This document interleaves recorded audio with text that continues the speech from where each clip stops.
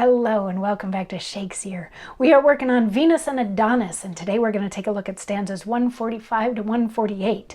So where we are in the poem, it is the morning after. Like literally, it's the morning after. You know, they had sex. She tried to go for a second round. He was like, "No, I have places to be. I need to go hunt some boars tomorrow." And she's like, "Don't hunt boars."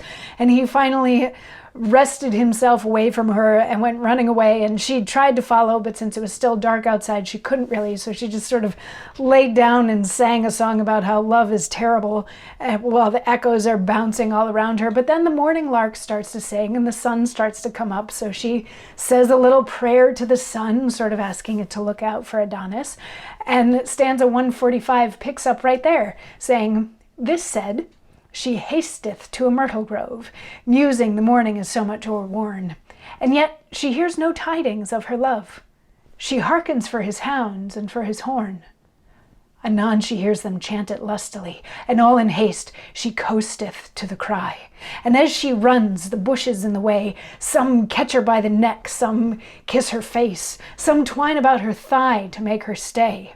She wildly breaketh from their strict embrace, like a milch doe whose swelling dugs do ache, hasting to feed her fawn hid in some brake.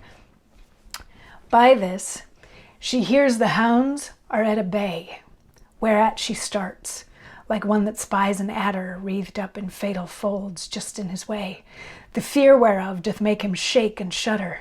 Even so the timorous yelping of the hounds appalls her senses and her spirit confounds, for now she knows it is no gentle chase, but the blunt boar, rough bear, or lion proud, because the cry remaineth in one place, where fearfully the dogs exclaim aloud, finding their enemy to be so cursed, they all strain courtesy, who shall cope him first.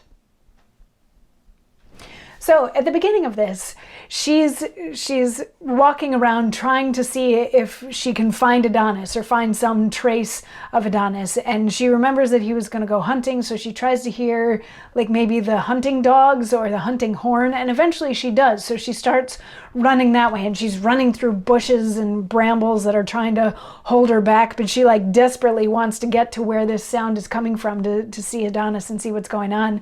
And she does, but once she's able to like focus on the sound again, she hears that it's all coming from one spot, which means that the dogs have found their prey and have cornered it.